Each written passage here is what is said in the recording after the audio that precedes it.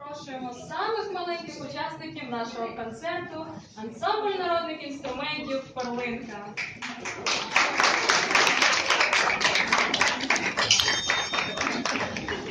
Керівник Валентина Кириленко.